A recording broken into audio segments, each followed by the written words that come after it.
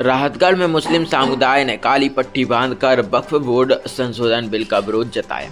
हाल ही में देश की लोकसभा और राज्यसभा में से वक्फ बोर्ड संशोधन बिल पास हो, वहीं इस बिल का मुसलमानों ने विरोध जताया है। सागर जिले के राहतगढ़ में मुस्लिम समुदाय की बड़ी संख्या में लोग शुक्रवार को जुम्मे की नमाज के लिए मस्जिद पहुंचे, जहां नमाज अता की। इसके बाद मस्जिद के बाहर इकट्ठा होकर केंद्र सरकार के वक्फ बोर्ड संशोधन बिल का शांतिपूर्ण तरीके से विरोध किया।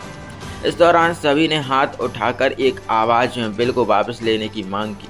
इस दौरान मुस्लिम धर्म गुरुओं ने कहा कि अगर बिल वापस नहीं लिया गया तो जमीयत उलेमा हिंद और मुस्लिम पर्सनल लॉ बोर्ड की निगरानी में बड़े स्तर पर आंदोलन कर विरोध प्रदर्शन करेंगे।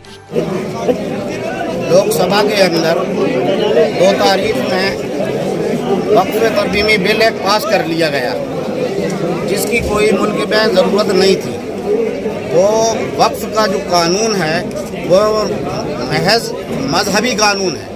उसके जितने भी मसाइल हैं वो वक्फिया मसाइल, मजहबी मसाइल हैं। उसके अंदर उलमा और कुरान और हदीस के मसाइल ही जानने वाले लोगों के लिए उसमें रखना चाहिए, ताकि उसका सही मशरफ जो बुज़ुर्गों ने हमारी वो जायदादें जिन मकासद की बुनियाद पर दी हैं उन पर सही इस्तेमाल होती रहें और उनके अंदर कोई दूसरे मज़ाहिब के लोग उसके अंदर दखल अंदाजी ना दें।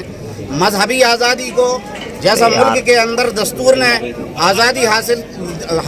आज़ादी दी है, इस मुल्क की दस्तूर की हम पासदारी करते हुए ये कानून का जो है विरोध करते हैं और मुखालफत करते हैं कि जिस दस्तूर को इस मुल्क ने हमें अपने मजहब पर पूरी तरह चलने की आज़ादी हासिल है और वो आज़ादी दी है, हमें उसी पर छोड़ा जाए। हमारे इस वक्फिया कानून के अंदर अपना मुदाखलत ना की जाए। इस तरह का अगर मुखालफत की, अगर वो इस तरह का कानून हमारे लिए ये बनाया गया तो हम अपने उलमा की निगरानी में, जमीयतुल उलमा और मुस्लिम पर्सनल लॉ की निगरानी में और एहतजाज करेंगे।